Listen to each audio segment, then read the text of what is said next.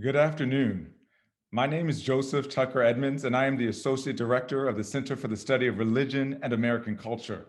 Welcome to the sixth section of the Center's Religion and series. Religion and is a series of monthly conversations between leading academics and thinkers in the fields of religion and American studies, hosted by the Center to create a space for these critically important conversations and interventions. The first five episodes have been dynamic and thought provoking discussions on issues and questions looking at topics as wide ranging as vaccine protocols and public rituals of the state to last month's Reimagining Black Futures. All of these episodes and the clips from them can be found on the center's website, and you can use them to engage your students and a broader community. I want to thank the scholars who took time out of their schedules to provide nuanced and engaged discussions and to challenge the field of religion and American studies last month. I want to thank Sylvester Johnson, Melanie Harris, and Corey Miles for an engaging and thought-provoking discussion last month. And I want to thank each of you for joining us today. And we hope that you will join us every third Thursday at 3 p.m. We're going to have two more episodes, one in April and one in May. And then we're going to take a brief hiatus over the summer. But we will continue to look at topics that look at the relationship between religion, the pressing issues of our day, and their impact on the fields that we study. Today, our sixth session examines religion and climate change. This year or last year brought us one of the most active Atlantic hurricane seasons ever.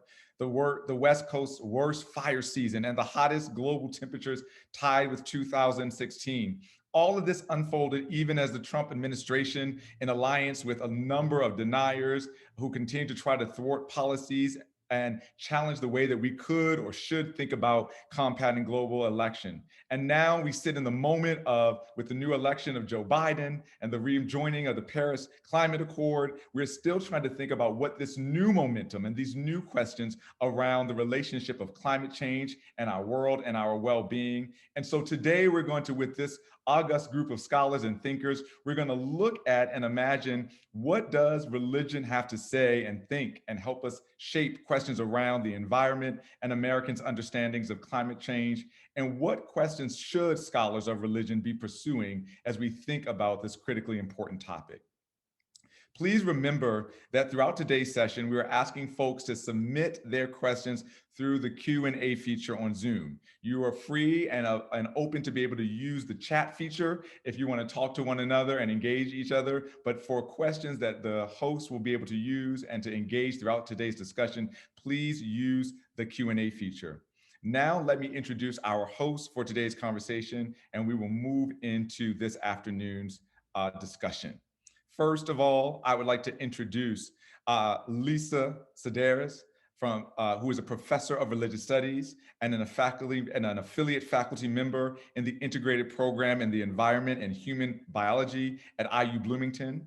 In the fall of 2021, she will join the faculty of the environmental studies program at the University of California, Santa Barbara, and she is an environmental ethicist who studies the interface of science and religion, and she is most recently the author of Consecrating Science, Wonder, Knowledge, and the Natural World, and we're so excited to have her with us this afternoon.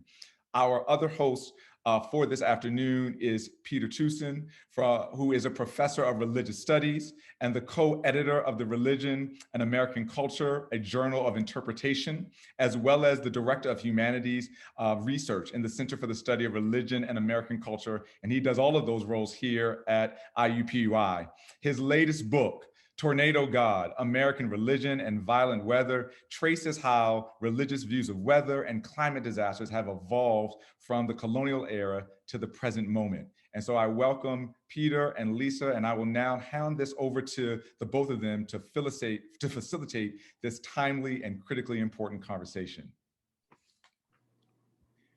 Thanks, Joseph. And I'm going to introduce our two distinguished panelists and then turn it over to Lisa to begin the questions.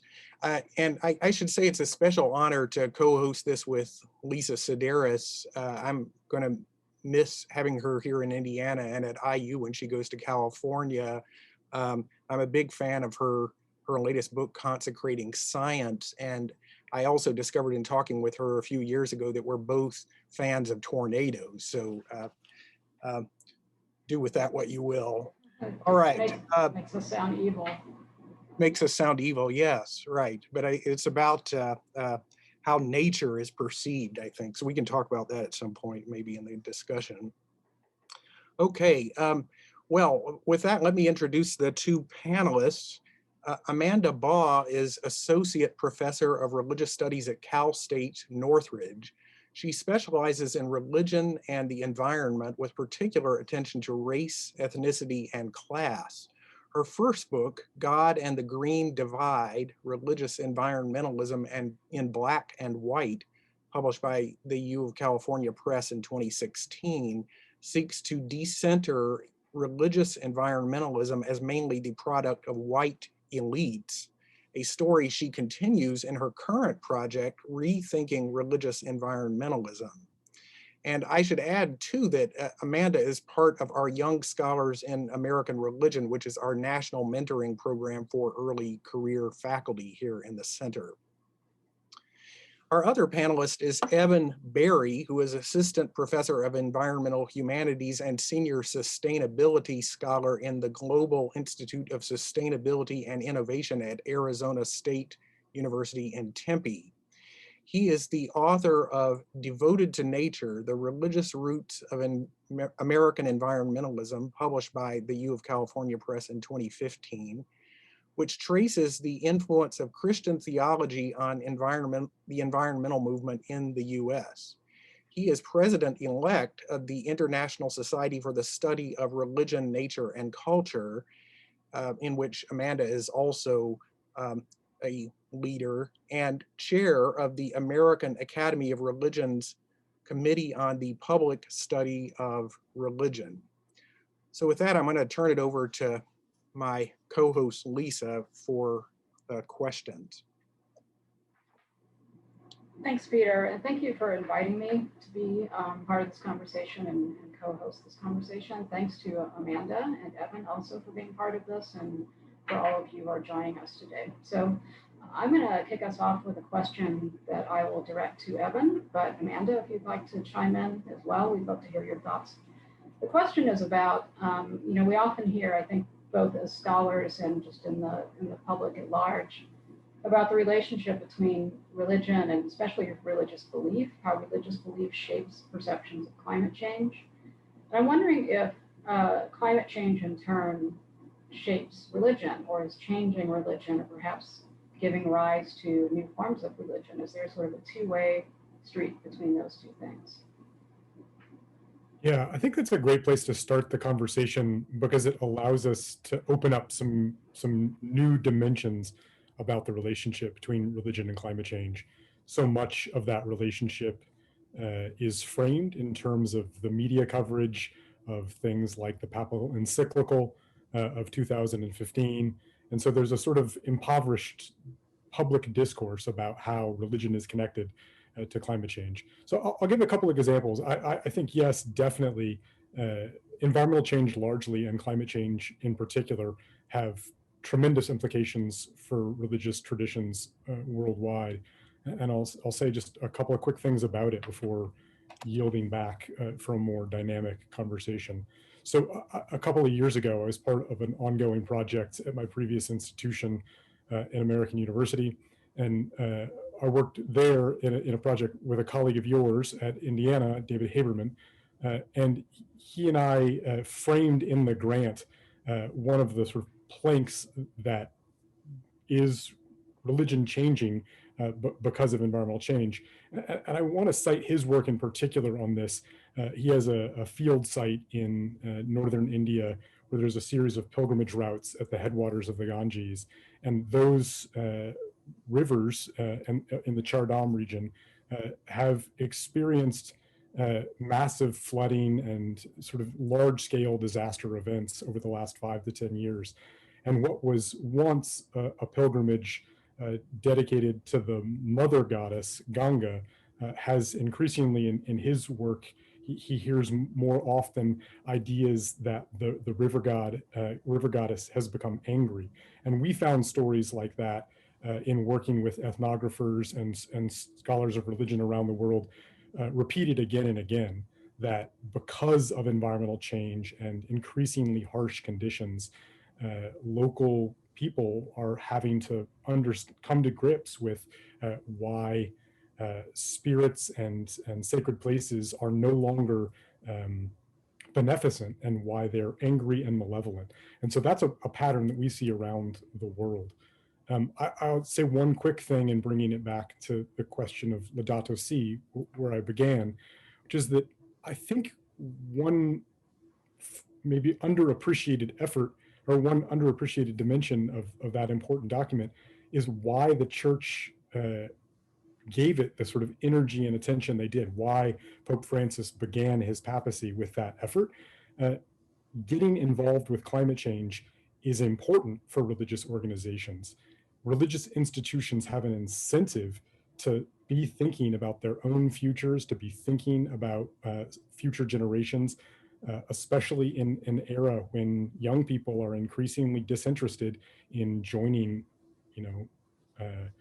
traditional religious organizations. And so in all sorts of ways, whether they want to or not, religious groups are having to respond to climate change. It's controlling the dialogue, not them.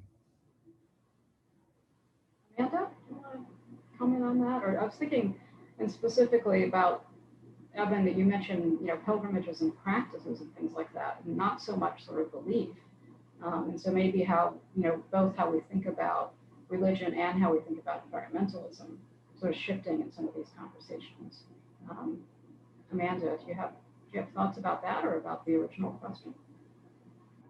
So yeah, first, just a quick thanks for inviting me, and I'm happy to be here. And since you shouted out to my young scholars group, we are the longest term young scholars due to the pandemic. So we've been put on hold. So we're going to be, we were not very young to begin with, and we're going to be the middle age of American religion by the time it's all over. So, but anyway, I love that Evan was talking about Laudato Si and the need for churches and religious institutions to respond to these issues. That obviously there are these huge things that we're seeing in front of our very eyes that churches can't ignore, religious institutions can't ignore. And I'm seeing that a ton. So I've been doing a project looking at Catholics in Los Angeles, specifically Latinx and white Catholics in Los Angeles. And something really interesting here in the Archdiocese, the LA Archdiocese, they're talking about Laudato Si through the concept of the new evangelization. And it's really interesting what a lot of the leadership here is talking about, because they're actually saying that it's not about the environment at all, that it's about God's plan for nature, and that God's plan for nature has to do with gender complementarity in marriage. It has to do with, protecting life of embryos, right? But they're very, very clearly framing it in the concept of the new evangelization. And Archbishop Gomez has written about this. Bishop Barron was on a Laudato Si roundtable, and this was like his whole thing, that, we need to show people that, we're dealing with relevant issues to the world. How are we going to evangelize if people think we're out of touch? So they're very, very intentionally talking about it in these ways of we need to bring people into the church. And then I would say too, in God in the Green Divide, I trace a lot of this. I looked back at it this morning. It's not a bad book, the one that I wrote in 2016. Anyway, but I think that actually observed a lot of things that respond to your question, Lisa, during my research at Faith and Place, which is an interfaith environmental organization in Chicago. And they're really trying to change the way that we think about religion and what it means to be religious. So one of Claire Butterfield, she was the director at the time I was there, she would say, changing a light bulb is an act of worship. So she's very much wanting to make kind of environmental things central to religious life. I know Green Faith, another now international environmental organization, interfaith environmental organization, just had a big campaign last weekend, and their big tagline is killing the planet is against my religion. And then, you have all kinds of smaller innovations, like, we have Passover coming up. Some people will be celebrating with a vegan Seder plate. People will be observing Palm Sunday with eco palms that are sustainably harvested. So there's lots of ways that people are kind of bringing environmental concerns into what they see as being religious. And oftentimes what I'm seeing, particularly in the context of who's doing this in the United States, it's got this very kind of liberal Protestant ethos in the sense that all religions are teaching us that it's a responsibility to protect the earth, and that this is kind of like a central core to all religions. And in my research for the first book, I could see a lot of, this could grow contentious in terms of who's willing to be involved and who's not willing to be involved. And so I observed a very interesting conflict between the leader of the Mosque Foundation in Bridgeview, which had done this huge greening campaign. They were the first mosque to go solar in the United States. And there was this interfaith environmental event that he was at, and he was talking about the, all the great things that they're doing at the mosque. And then he got into this exchange with one of the professors from LSTC, Lutheran School of Theology at Chicago, which is very known for its kind of eco-justice type things that they focus on there. They have like a, greening the seminary involvement, et cetera. And the professor was pushing back and saying, they were talking about the lamb slaughter that takes place during the Hajj. And the professor from LSTC was saying like, well, I think that that should be eliminated because there's huge climate implications for having this giant lamb slaughter every year. And this was a huge point of conflict. The imam was like, absolutely not. This is a fundamental religious obligation for Muslims, and we're not going to just like eliminate it because of climate change. So I think the interesting thing is that these conflicts, there's certain communities that are willing to put the earth first, and we're going to change our religious practices to recognize climate change, whereas not everybody is willing to do that. And they're willing to make the changes and put on solar panels, et cetera, but not to make fundamental changes to the way they've been doing things.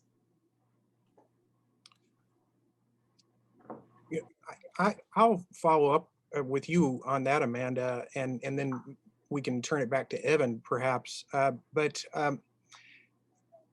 mean, how can religious congregations and other institutions be useful in creating a sense of political urgency on climate without exacerbating the current partisan divide in this still politically fractious era? I mean, you were just talking about certain religious groups refusing to do certain things to help the environment, but if it's generally agreed that climate change is a crisis, what can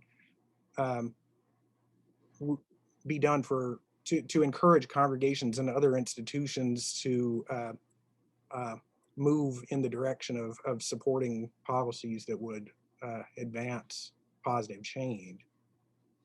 I mean, so I would take this back to Faith in Place, who I just looked at their website when I was there, when I did my research there, which ended in about 2008, there are maybe 5 people on staff. Every time I look at their website, they have more people. There's like, they're doing really, really well. And they've done, they've built an extraordinarily diverse community that's involved with environmental issues now through them. And they do that by engaging in conversations that are relevant to different communities.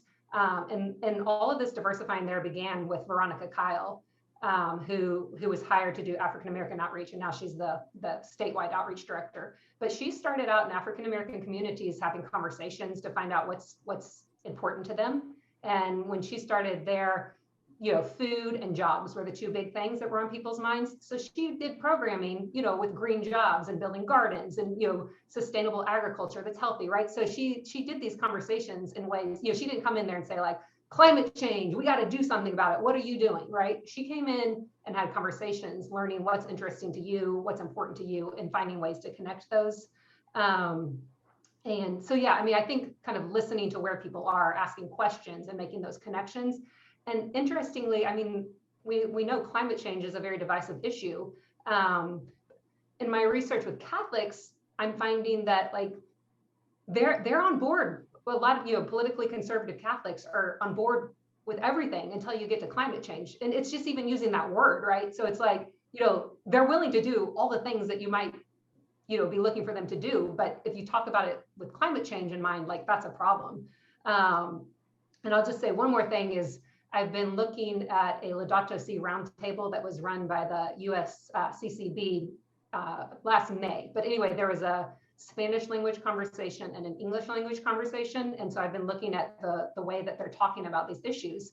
And Interestingly, in the English language conversation, they talked about climate change like 22 times in 1 hour. And in Spanish, I think it came up once. Hmm. And yet, they're talking about a lot of these similar issues that have, similar outcomes, but they're not using the word climate change. So I think taking the word climate change in is immediately cutting off conversations in ways that talking about issues without bringing in that word doesn't. Yeah, I mean, that's really interesting. I guess that gets at something that I think I was trying to ask rather clumsily, but I mean, if just the phrase climate change has this kind of chilling effect on conversations in certain communities, then how do you get past that? So I don't know. I mean, Evan, would you like to weigh in on that one? One of the important parts of how you get past that is by thinking about how it got to be like that in the first place. Mhm. So if we're talking about a path forward for religious communities in the United States, because these are very American conversations we're having, the kind of politically fractious opinions about climate change and how they intersect with religion, or I mean, Australians and Canadians, and to a lesser degree, Brits have similar issues, but these are distinctly American problems. If you look back at survey data on public opinion about climate change from the 1990s, it doesn't have sort of stark religious differences visible. It wasn't especially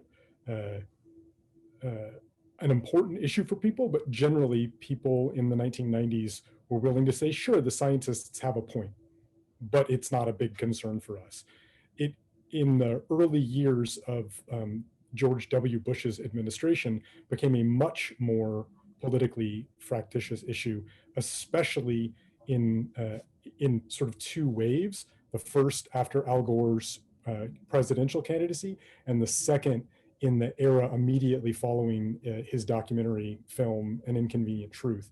Sort of this idea that climate change is a partisan issue and that religion is a space where that partisan divide is amplified. I mean, those are pretty new problems. And thinking about how those came to be, I think says a lot about what we might do going forward. So I think Amanda's basic point is a really important one.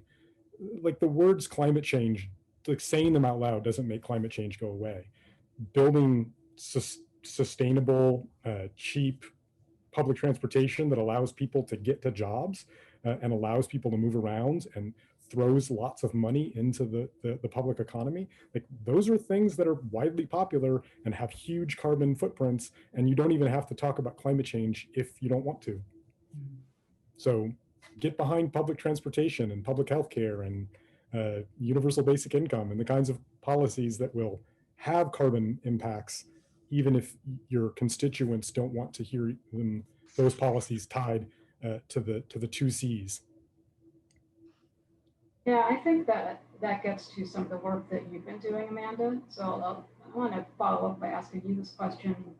Is there something about the way that environmentalists or, I don't know, religion and environmental scholars have sort of framed environmentalism such that the assumption is that if you're not doing something for environmental reasons, with a sort of purity of heart or something, that your motive isn't pure, that it doesn't count as environmentalism, and so we're missing something along those lines?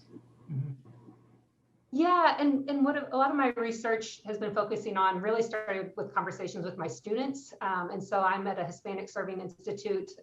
More than half of our students are eligible for Pell Grants. I go into a classroom of 30 students. There might be like one white female besides me and no white men. Like that's honestly my common experience. And starting there, at first I thought I was like going to go in and teach all this great stuff about environmentalism. And I found out like, they weren't interested in what I had to say, and they thought environmentalism had nothing to do with them, and yet they're doing all of these things that are very, very eco-friendly. So early on, I do these assignments that I stole from our ISSRNC colleague Whitney Bauman, these ecological footprint journal assignments where they do something and then reflect on it. So we do this one doing a carbon footprint calculator. And then, so of course I did it too. And we came in and, mine's huge. and all of my students, they ride public transit. They, live with 4 other adults in a 1-bedroom apartment.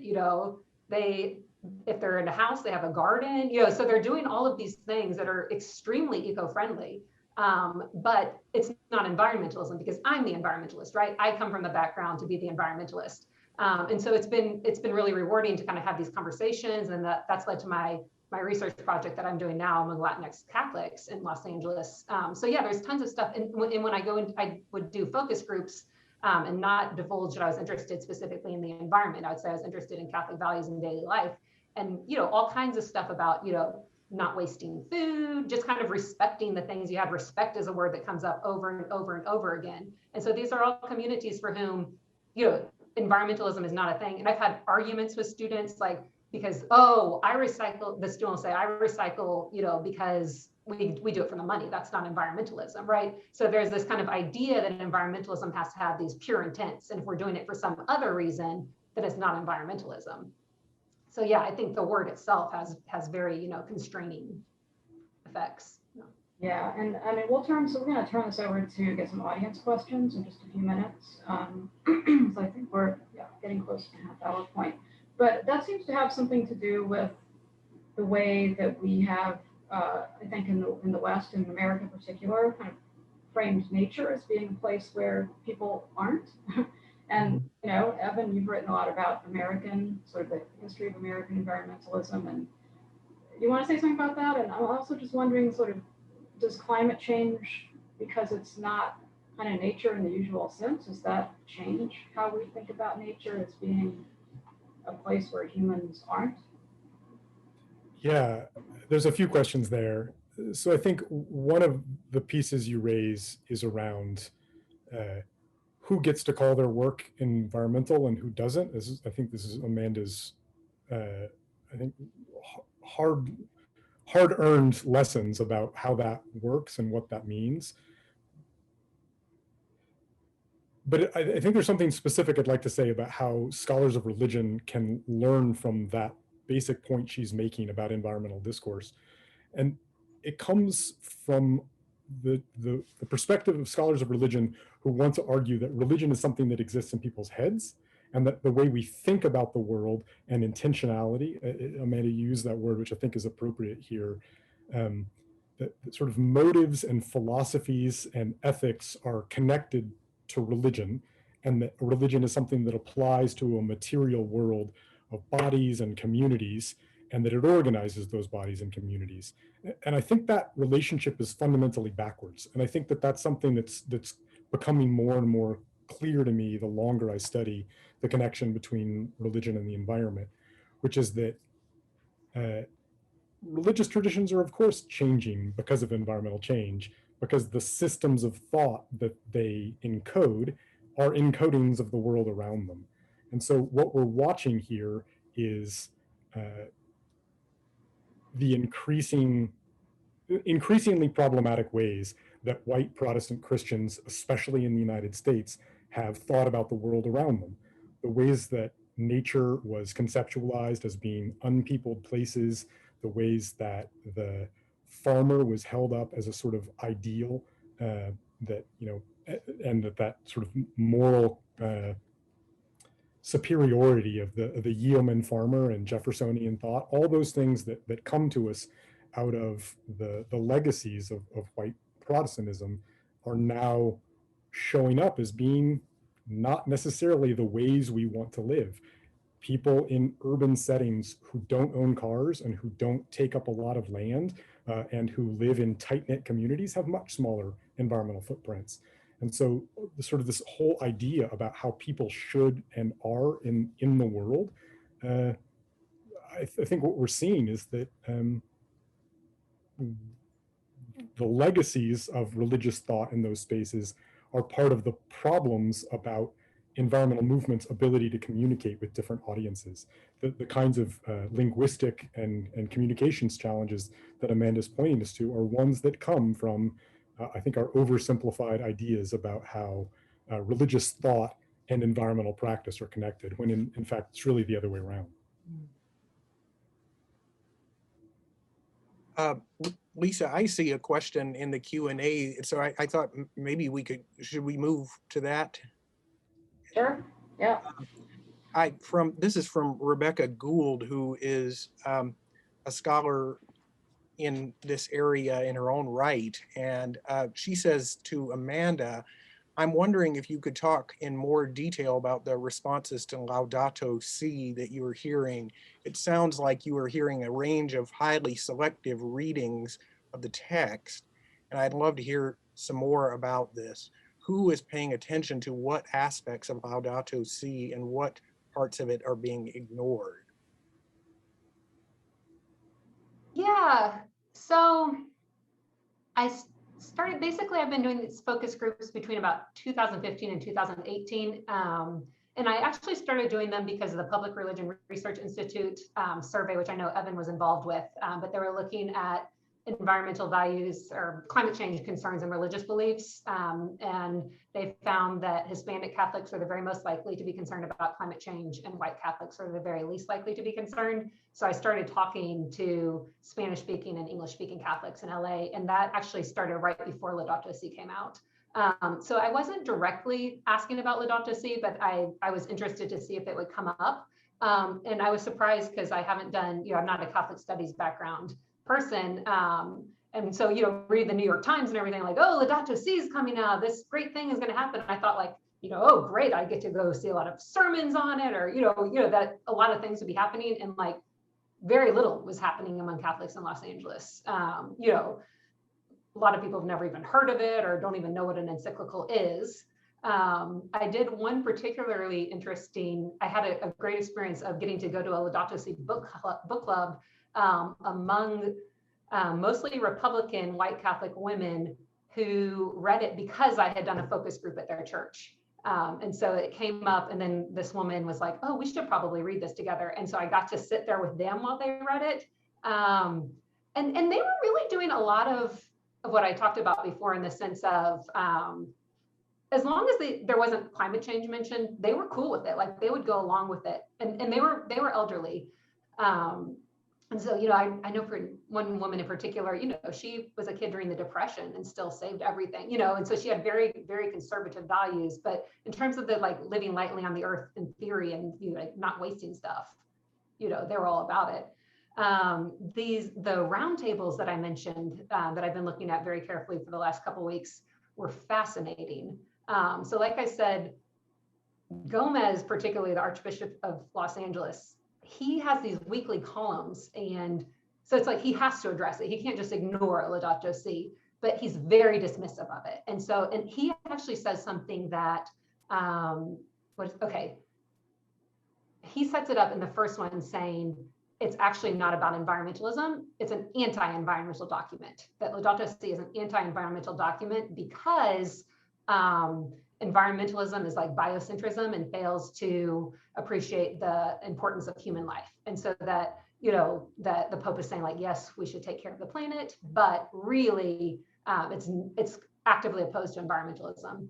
Interestingly, I also met with a guy who's a strong climate change denier, who's Catholic, and he ended up reading the encyclical, and he explained to me that the Pope says that the scientists are talking about climate change, but the Pope doesn't actually talk about climate change. So the Pope will say like, in Laudato Si, the climate scientists say blah, blah, blah, blah, blah.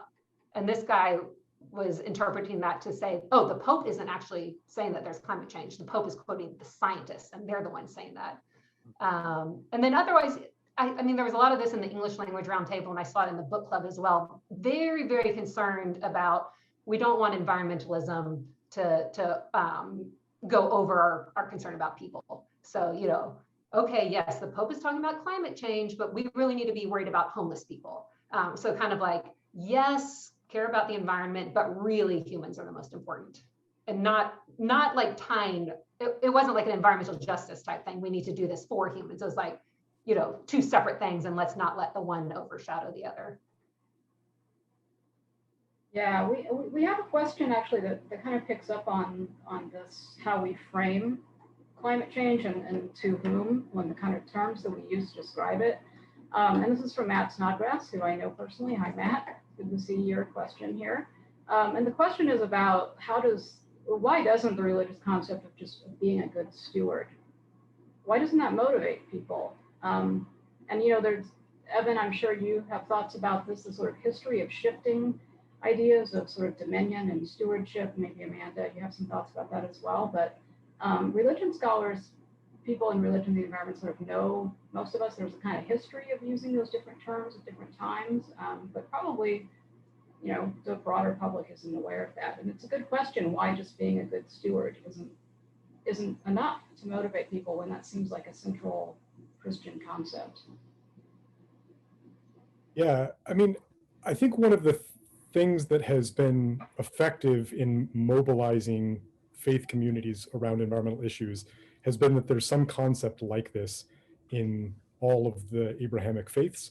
The term vice regency gets used in Muslim communities and stewardship in both Jewish and Christian communities.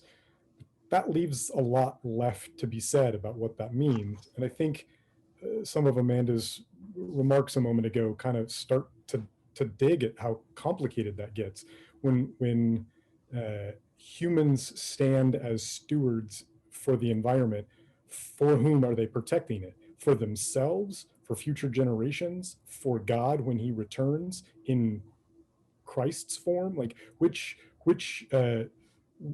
is being stewarded for whom over what kind of interval of time are really basic kinds of moral questions that don't neatly get answered by that phrase. I worry in particular that the most common way that the language of stewardship gets used is that, oh, the people who are in charge should protect the earth, and that's they're in their wisdom and beneficence, they'll do a good job. But really, it doesn't say very much about who is in political power, whether the kinds of decisions they're going to make about caring for the earth reflect the needs and interests of non-human life forms, whether they reflect equally the interests of people in the global south and the global north, whether they're really able to attenuate what people 7 or 10 or 50 generations from now will need. I see stewardship as an important word that opens up much bigger unanswered questions. Yeah, is that language that your interlocutors use, Amanda, who use the word stewardship? A little bit, but I actually wanted to build a bit on what Evan was saying, and I thought you were going to go here twice, Evan, because I know you've mentioned a lot lately in our conversations, how a lot of scholars in our field have like really overemphasized texts and made this suggestion that like just because a text says something, people will do it, and that's really not how it works. And so, I mean, I was just thinking about, particularly for my research for God and the Green Divide, people could quote all these, Faith and Place offered these scriptures, right? Like, earth stewardship, or, on their website, it would circle through all the different religious traditions and, eco-friendly language from those. And that's what Anna Gade in her most recent book has called kind of like the keywords approach, find relevant literature or scripture, bring it out. And the people that I met, the just kind of regular participants at Faith and Place, could tell me all of these scriptures, like they know it, right? They can quote it, but that's not really why they were there, and that's not why they were doing the things they were doing. The most striking example of this was when I interviewed the leaders at the Mosque Foundation. I think I said something like, why are you doing this greening initiative? And they could tell me, the stuff from the Quran of why you should be green. And I said something like, tell me about like the process for starting to get the solar panels. And they said, well, it was right after 9/11 and everybody was very suspicious of us and we needed to show that we were good neighbors, right? So they could quote the right stuff, but that wasn't really why they were doing it. They could justify it, but that wasn't their motivation. That's such an instructive anecdote. Mm. I love that. But they're still doing it, so. Right, exactly. Peter, do you want Well, a question or follow up on any of that? yeah, I'll take another question here from the Q&A, and this is a different kind of question, but what role do you think, well, this is from Laurel Kearns. What role do you think that Astroturf and fake green groups have played in terms of who is said to be an environmentalist. I wouldn't underestimate the role. The folks funded by the fossil fuel capitalism have a lot at stake at making sure environmentalists are seen as an enemy, or to co-opt the discourse, for example, that environmentalism hurts the poor. That is Cornwall's message. She's referring to the Cornwall Alliance there. Do you all, who wants to, would one of you like to take that? Sure, I'll jump in and say something. Laurel's question is a good one. And the part in particular I'd want to draw out is the mention of fossil fuel capitalism. I think a lot of what happens in public discourse about environmental issues reflects public relations campaigns. And so you have a really uneven playing field between the largely membership-driven, values-based organizations like the big green groups, and they're competing with slick public relations firms that represent corporate fossil fuels. So, you know, dating back to long before the time of climate change, the logging debates of the 1980s and the Save the Spotted Owl versus logging jobs debate. I mean, that rhetoric stays with us, and it was inserted into public memory by funded PR campaigns. It's the same folks that brought us the skepticism about whether smoking causes lung cancer and whether or not you can have an economy in a state like Oregon without cutting down all the trees. I mean, who really knows? Scientists have all sorts of opinions about those things. So, I mean, I guess we'll just have to vote and see what happens. That kind of rhetoric about what environmentalism means is why there are so many products at the grocery store that say the word natural on them, because the words get used inside of a capitalist discourse.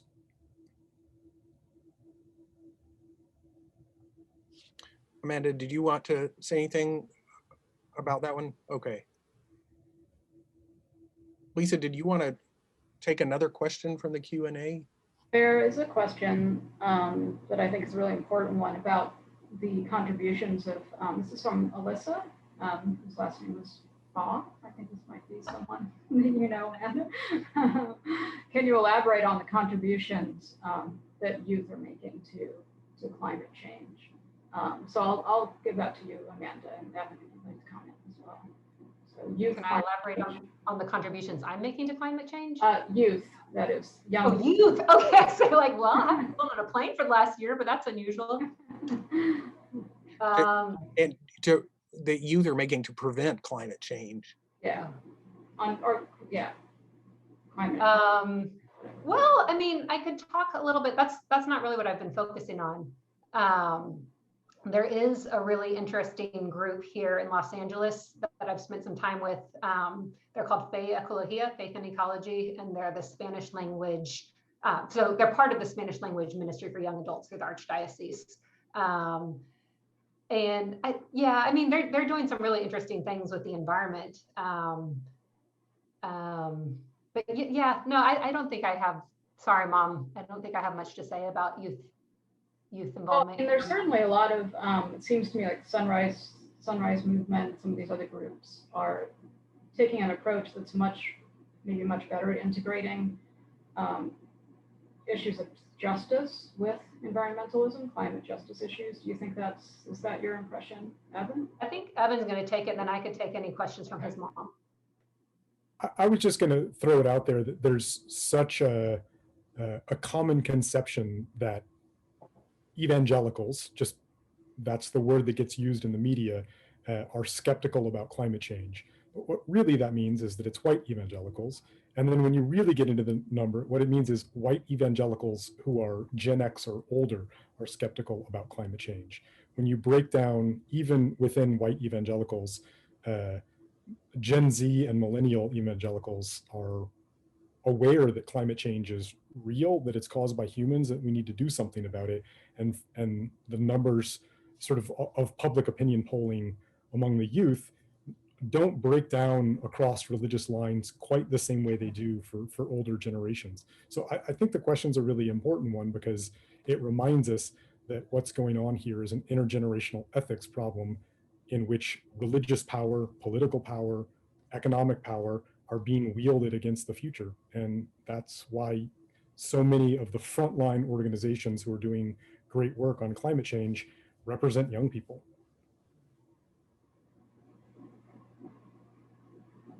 There's a question in the Q&A that relates to something that I had thought to ask, and it concerns how scholars deal with these issues.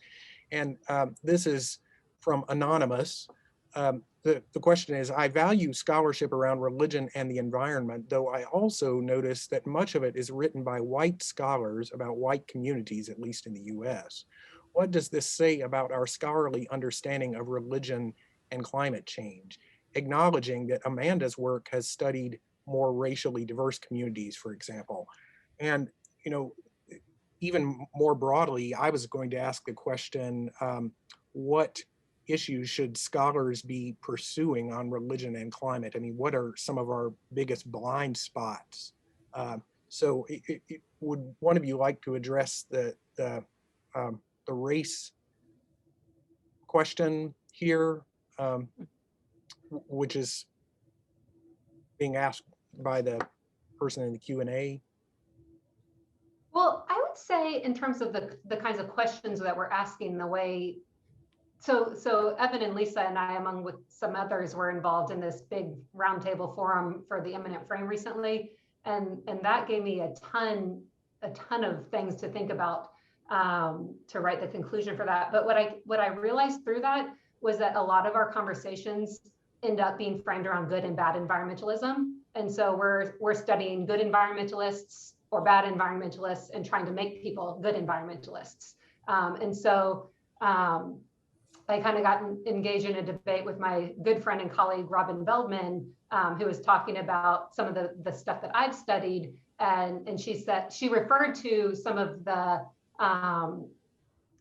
like what I'm calling Nepantla environmentalism as subtle environmentalism. And I was kind of thinking like subtle to who? And that kind of made me realize, you know, even when we're trying to get outside of this white Protestant framework, it's still there kind of defining the way that we've been able to think about questions in our scholarship.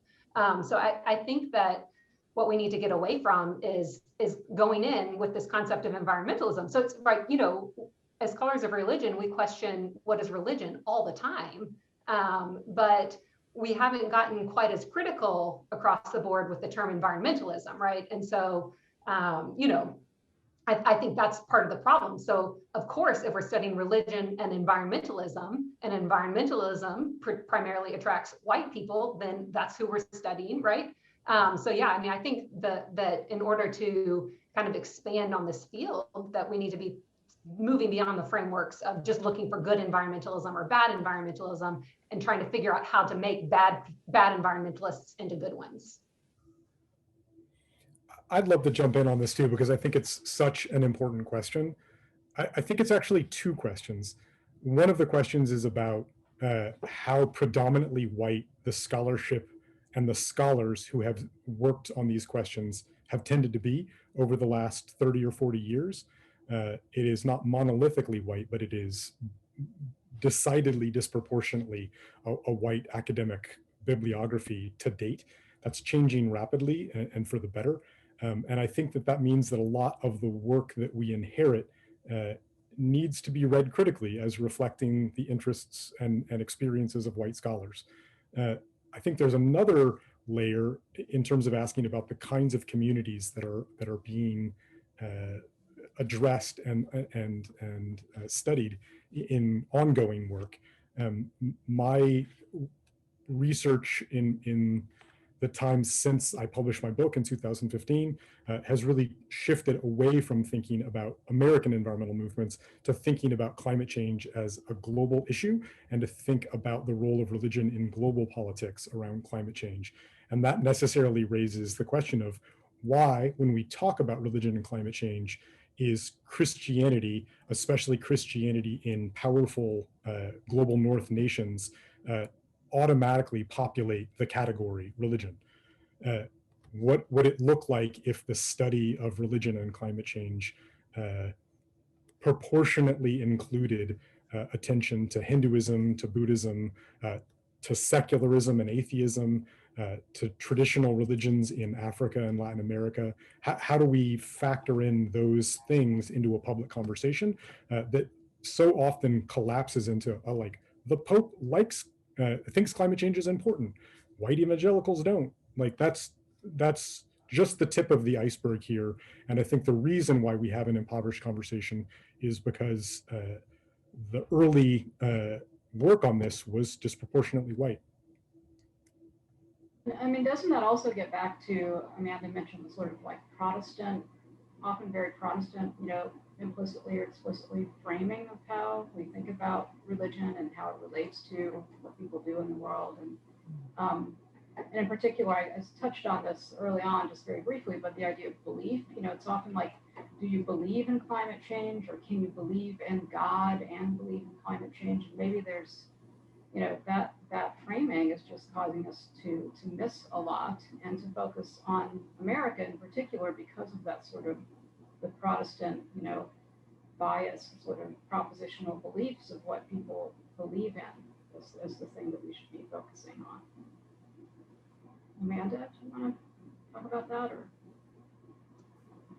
No, I think there's a question actually that's related to this, which is about religion and climate change as being such an American focus, which Evan was just sort of focusing on a little bit. That what are the sort of global patterns of religion and climate change, and is it the same as what we see in the United States? And I think you've touched on this a little bit, but there's probably a lot more to say about that. Yeah, there's a lot more to say about that. So the project I mentioned at the beginning of the conversation is generating 2 edited volumes. David Haberman's editing one and I the other. One of them focuses on politics and the other focuses on lived experience. And the idea is that both of them attempt to gather best practices scholarship that focuses on religious communities around the world. So some of the patterns that I think show up as cutting across different parts of the world outside the United States is that the words climate change are not always the ones used, but that religion is often the vehicle that communities have to express what their problems and their solutions are. That's a place where that kind of activity is happening at the really local scale, and that paying attention to that can be important for policymakers to understand why people think that the flow of water in their agricultural region is working differently, to think about the role of human agents and other than human agents in making those changes happen, and to not dismiss religion as being merely about the implementation of creedal commitments, which is a very Anglo-Protestant way of thinking about what religion is, as opposed to thinking of it as a sort of cultural tool for adaptation, which would be a much more robust way for us to think about what kind of work is happening at this intersection outside of the American context.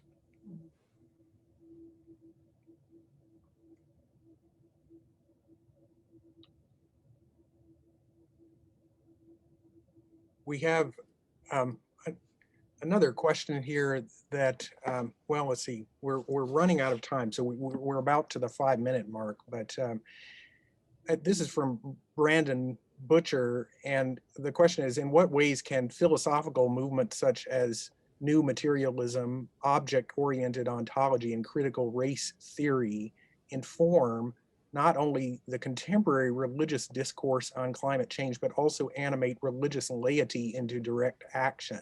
In particular, I'm thinking about criticism against Christian concepts of stewardship by the likes of Jane Bennett and Zakiya Iman Jackson, and the ways in which this potentially anthropocentric rhetoric of human stewardship over the rest of created being conforms to a traditionally white patriarchal chain of being. So this question's really tying together a couple of things we've already discussed, and I don't know if there's a lot there to think about, but would either of you have any responses to that? Well, I mean, my gut reaction, if we're asking how are those highly theoretical things going to influence like regular religious communities? I mean, I would think not very directly at all. I would say, I mean, the one piece on there that I could pick up on was the anthropocentrism piece, which, you know, I think this gets back into our good and bad environmentalism thing that a lot of us in religion and ecology or religion and nature have been trying to say, like, oh, anthropocentrism is terrible, you know, that's not going to get the things done. But trying to go to, you know, even in progressive Los Angeles, right, trying to go to, you know, a parish and explain to people like, oh, you need to be biocentric or you need to be ecocentric, I think it's just not going to be very effective. And then I think there's a lot of scholars and more of the scholars of color in our field that have been pointing out, you know, Tyson Lord Gray is the one that comes to mind off the top of my head, but saying that anthropocentrism is bad is a way of eliminating a lot of voices of color in our field, and that a lot of, you know, Black, Indigenous, and people of color are going to be involved in environmental issues based on concerns of their community. So if we're going to silence those perspectives and call them bad environmentalism, I think that's a really good way to continue with this kind of white emphasis within what we're talking about and looking at and upholding. I'll quickly jump in by naming one object around which we might orient. That's fossil fuels. The role they play in driving political polarization, in shaping how religious communities are funded, in thinking about how people literally get to church or to the mosque, how they turn the lights at the mosque on. Fossil fuels are a key driving force in religious life. Maybe even, and actually, I'd take the maybe off. I'd say they're much more powerful as a religious force than any scripture or text. And that, thinking about that, I think can really open up new avenues for conversation about what the future of religion and climate change looks like.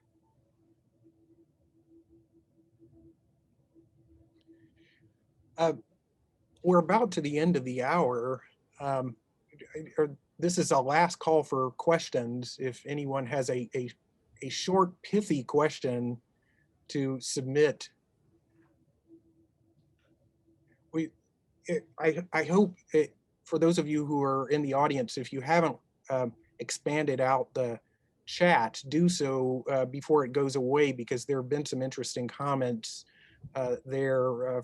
One in particular from Braun Taylor, who was at IU thanks to Lisa Sedaris a few years ago, and so a number of us heard him speak, and he says, Amanda makes a good point. If one studies social movements, one notices there are many environmental dimensions to them. A key question is whether those dimensions are increasing and becoming more overt and self-conscious.